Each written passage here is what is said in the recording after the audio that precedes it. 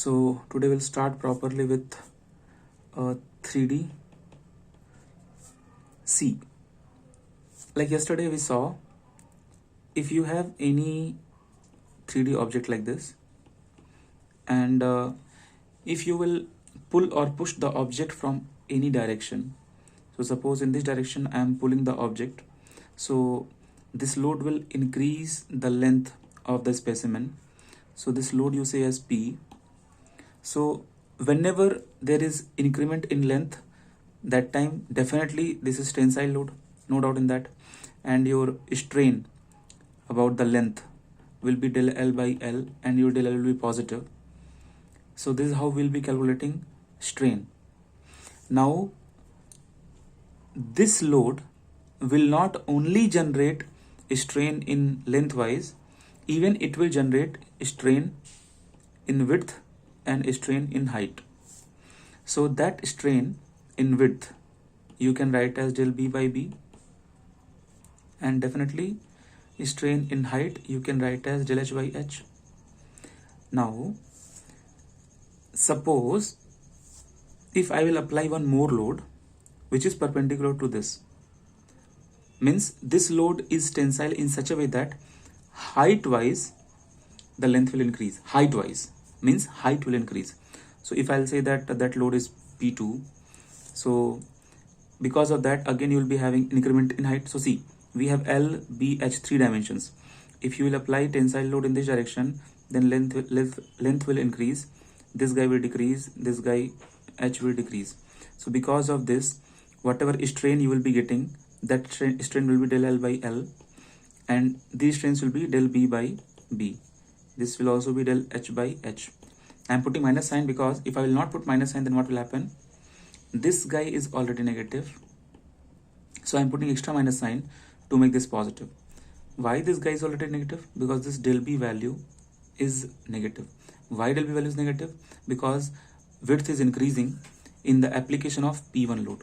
So this data is only under the effect of P1 load.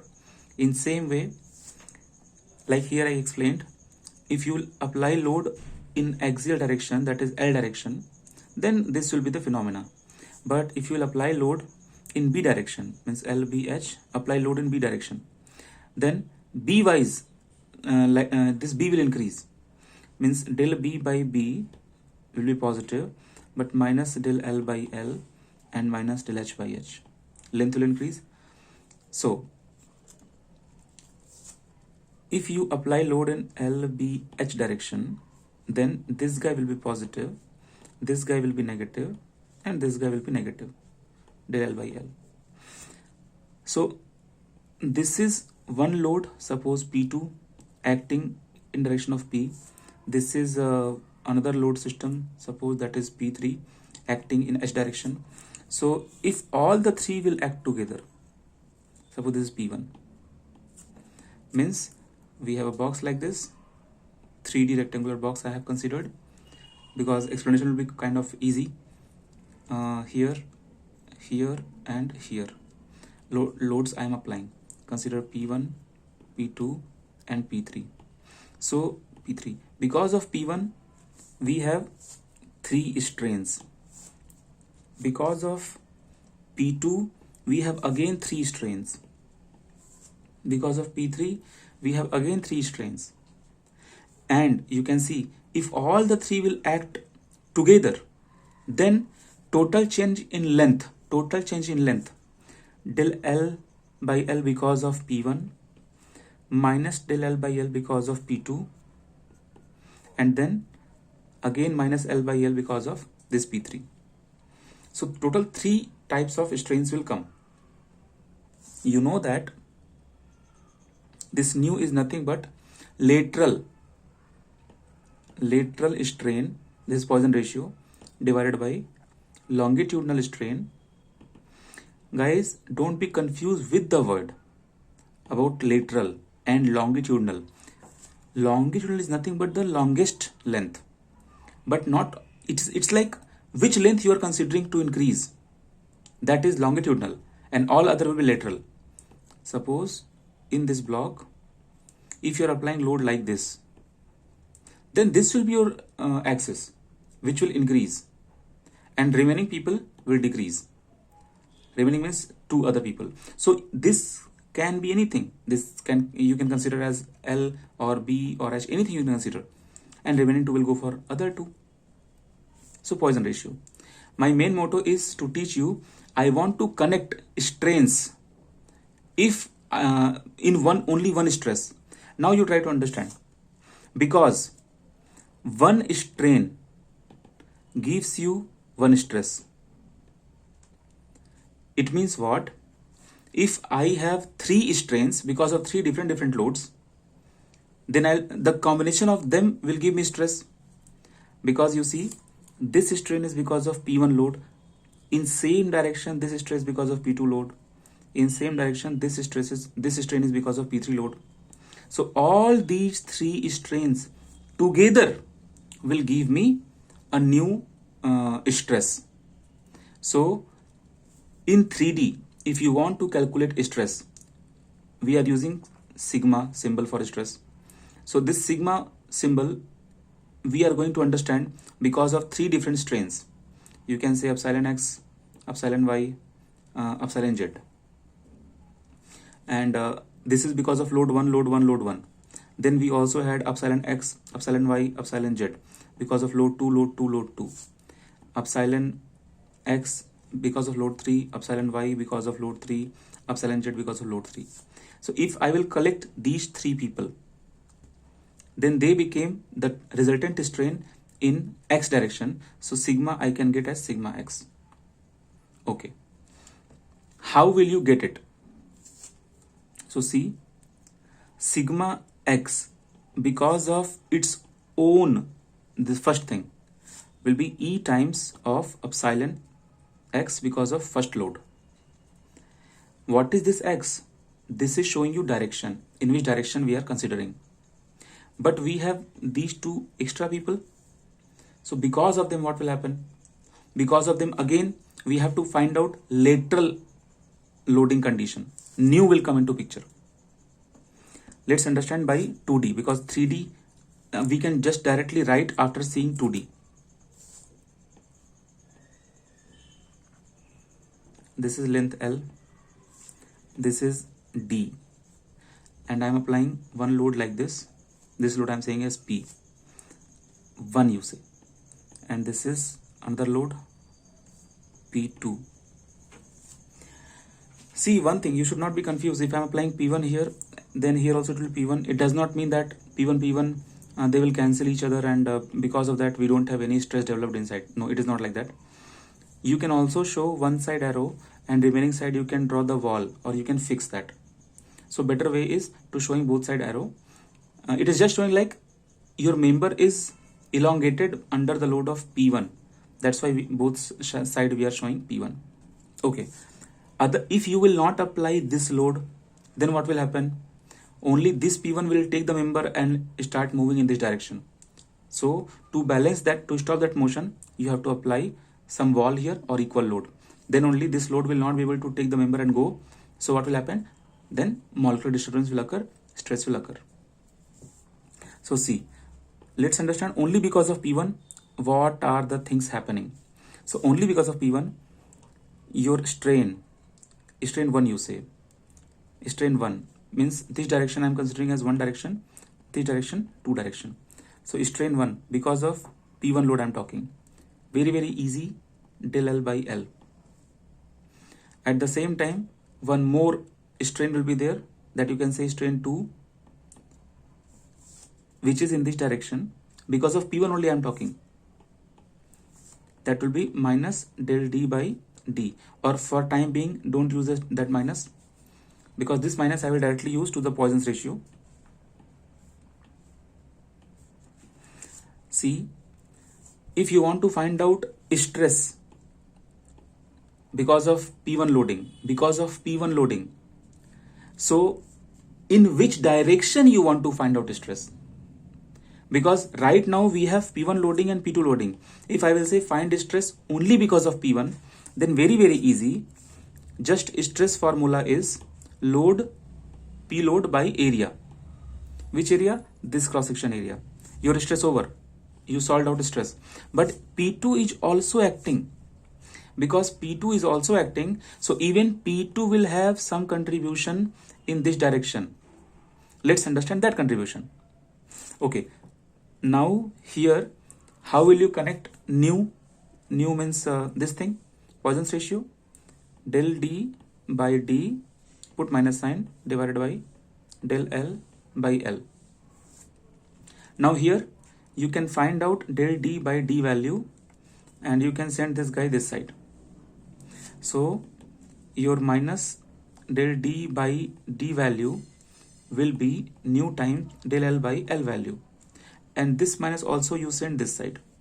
So this became your del D by D value in terms of, means lateral strain you got in terms of longitudinal strain. Okay, and everything whatever we have discussed here, this was under the effect of P1. Now consider same thing, same diagram. P1 is here, this total length is L, this total length is D, P2 is applied here. Now consider, now don't see P1, only see the effect of P2. When only P2 is considered, that time what will happen? Because of this direction, this width will increase. So P2 will give you positive kind of, sorry, I should not write P2 here. Your strain will be positive in this direction. So epsilon in two direction will be del D by D. Okay, and epsilon in one direction will be del L by L. But you can see this time it will decrease, because you can feel the idea. Idea is when you will pull something like this, suppose you are pulling the rubber. So this thing will go up, I mean it will increase, but this thing will shrink. So lengthwise it will decrease, widthwise while it is increasing. So that's why del D by D is positive and this guy is negative. Right now if you want to find out nu value, then which one is longitudinal, which one is lateral, then sense will change.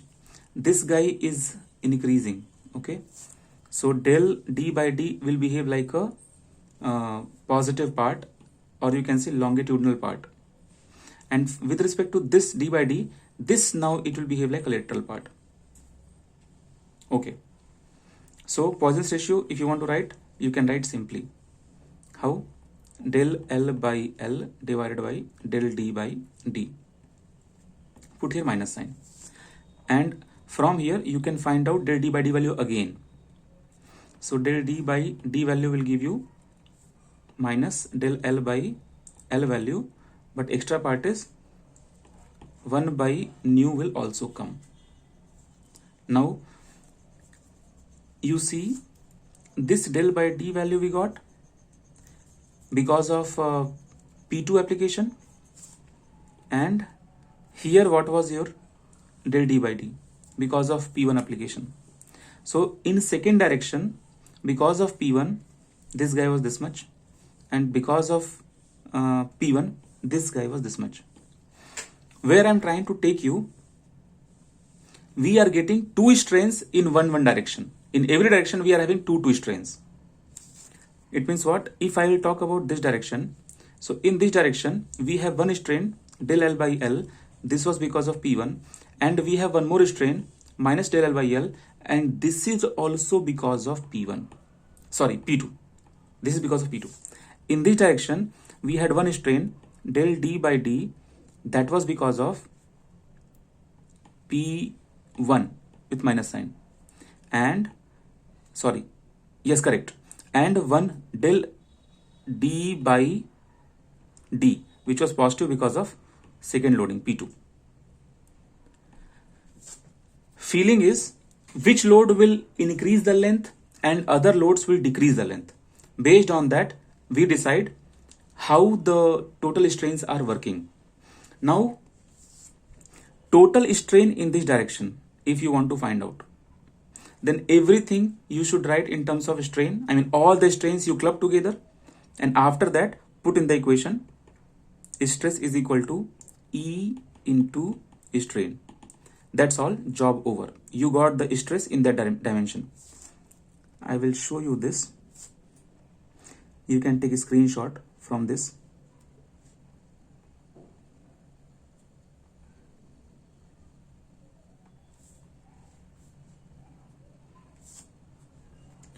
When I will say you to take a screenshot, you can take. See, I have taken here 2D stress system. Let me take the pen. I will change the color.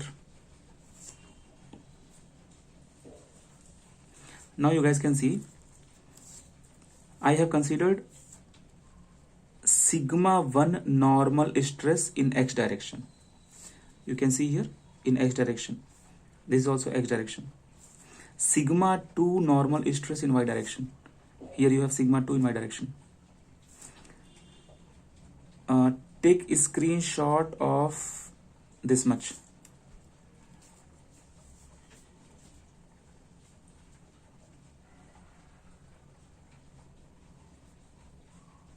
Everyone, take a screenshot of this much. Now you see, let's consider strain in xy direction only because of sigma 1. So longitudinal stress I am writing sigma 1 by E. Why? Because we know that stress is equal to E times strain. So if you want to find out strain, send this E down. So stress by E will give you strain. So this sigma 1 by E will give you longitudinal strain. Why I am saying longitudinal strain? Because this axis, right? Because of this axis, this became lateral. This became lateral and this is longitudinal. Now consider, you take a screenshot from here. Take a screenshot.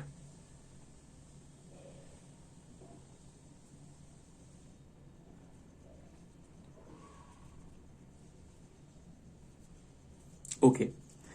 Now let's consider strain in xy direction only because of sigma 2. So longitudinal strain in y direction. See, earlier I said this direction as longitudinal because sigma 1 was acting in this direction and I considered sigma 1 as my applied stress. But now I am saying consider sigma 2. Then in which direction sigma 2 is acting, that will be your longitudinal direction. So now this became your longitudinal direction, and with respect to this, all other perpendicular directions became your lateral direction. So in longitudinal direction, you got this much, but in lateral direction, your strain is this much. Now, how will you be sure that in lateral direction, your strain is this much? So for that, we have Poisson ratio concept. Poisson ratio nu, or you say mu, is equal to strain in lateral direction divided by strain in longitudinal direction. Okay, so this part I can send here. So I'll be having mu into longitudinal direction. So see here, this much part is strain, but in second direction, that's why it was negative, but I have divided that by E. So whenever you divide stress by E, you get strain. So this is what because of sigma 2. Now this part is in x direction because of sigma 2. This part is in again x direction, but because of sigma 1. So I can add this part with this part in x direction. Take a screenshot.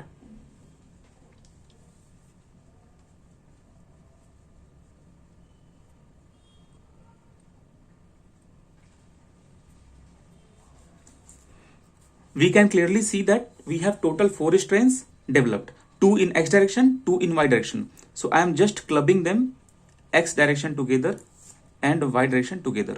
So I got total strains in x direction, and that symbol I have written here E1, small e1, but you can also write epsilon 1, this one epsilon 2.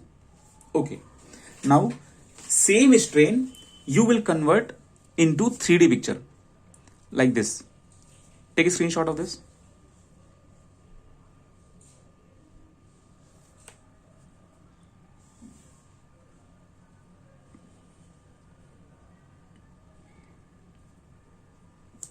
Okay, here sigma 1 is in x direction, sigma 2 y direction, sigma 3 z direction. So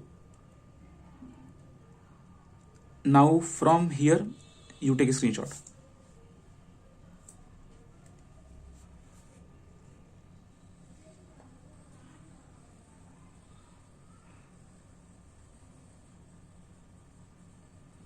Okay, I hope everyone has taken a screenshot. Again, I will recall because I feel that still situation is not clear. See, situation is, suppose you have only 1D body and here we are applying some stress. Suppose that stress is sigma 1. So this stress will develop strain in, suppose this is x direction, strain in x direction. That how will you find out? That is nothing but how much stress is acting? Sigma 1 stress is acting. So sigma 1 stress divided by capital E value. How can I write this equation directly? I can write that because stress is nothing but E times strain. This symbol I am giving as this symbol is as it is, this I am giving symbol as this. So one direction is x direction. Sorry. So that's why if I want to find out this, I will send E below. It will be sigma 1 by E. Sigma 1 by E. This became my epsilon x. So I have written epsilon x because I have applied loading, only one loading, that is sigma 1. Now imagine this is 1. Imagine again same body but now this direction. If you apply load in this direction, means sigma 2 in this direction, then what will happen? You will generate stress in this direction and strain in that direction. So that time I will use sigma y because I am considering now this as y direction. So epsilon y will be equal to stress divided by E. Here we have considered that only one type of strain will develop, but reality is one more strain will develop and that strain will be in y direction because of this sigma 1, and that will be like this, that we say as lateral strain. So lateral strain, how do we connect? We connect easily like this. Nu is equal to lateral strain divided by longitudinal strain. What is longitudinal strain in this case? This is your longitudinal strain, this part. So if you want to find out lateral strain, you should know longitudinal strain. So this is your longitudinal strain. So lateral strain 1 minus n is here. You just multiply this with this. So if you want to find out sigma y here, lateral strain, directly use minus sigma 1 by E. This much is there. One extra part will come, that will be mu here. Multiply mu with sigma 1. Means what? Suppose now I am drawing some random object, not on xy axis. Suppose here we have object and this is any stress is being developed, that sigma A. Because of this sigma A, I will be having, and in this direction your capital E value will be capital E. Now in this direction, suppose this much strain will develop. This strain you want to find out. How will you find out? Sigma A by E. Clear. Again I am coming to the basic. Stress is equal to E into strain. If you want to find out strain, divide the given stress by this E value. That's what I am doing. So you will be getting strain in same direction in which strain is given. At the same time, this guy will come inside. I mean, these plates will come inside. These plates will go outside like this.